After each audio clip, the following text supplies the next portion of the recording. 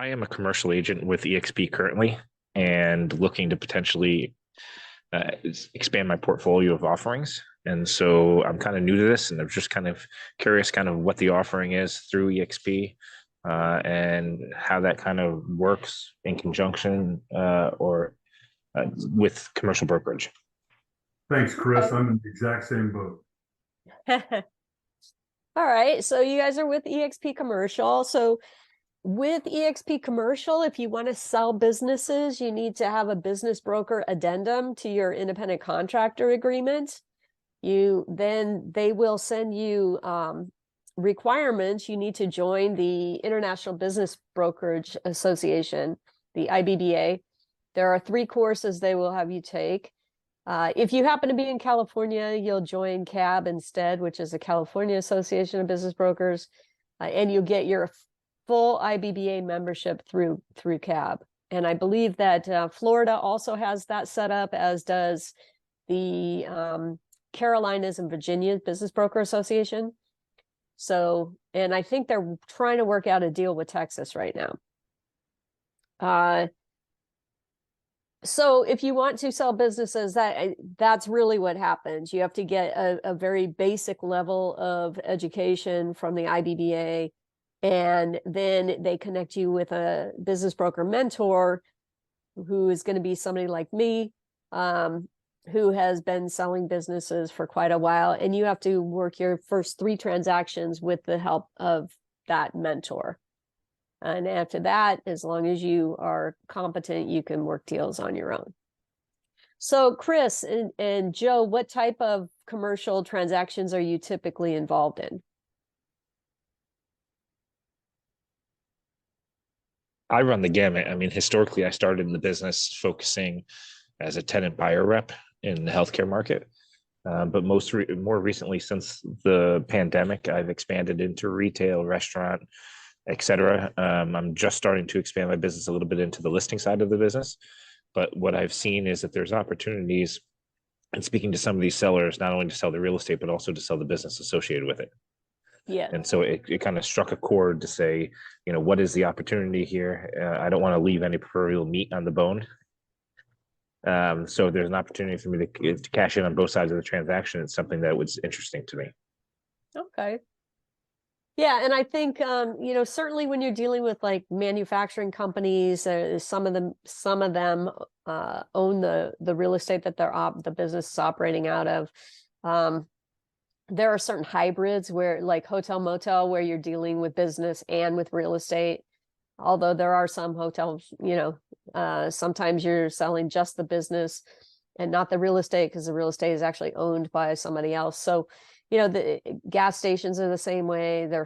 They can be hybrids, where it's business and real estate, or it can be business only without the real estate, depending on whether they're leasing or own.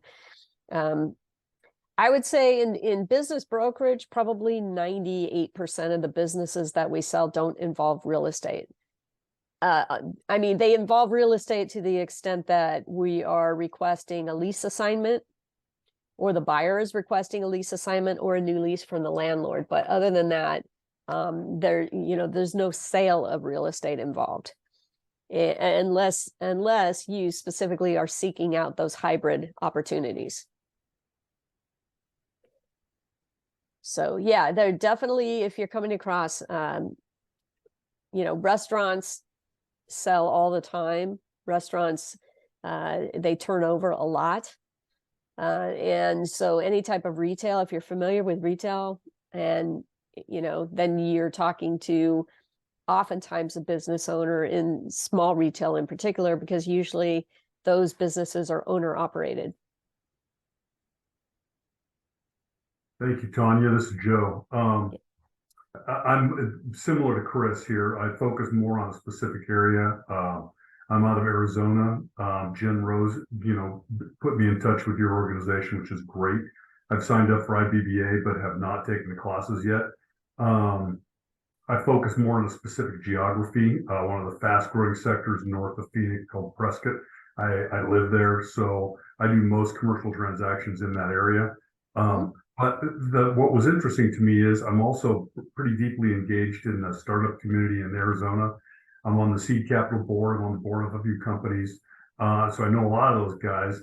And I was curious as to where this applies really. I see a lot of businesses in the seed community get sold. I haven't seen a broker used ever. And so I'm curious as to the value prop to brokers versus, and how you guys work in that community, if there's a way for me to add value there. I can tell you, I generally don't work in that area.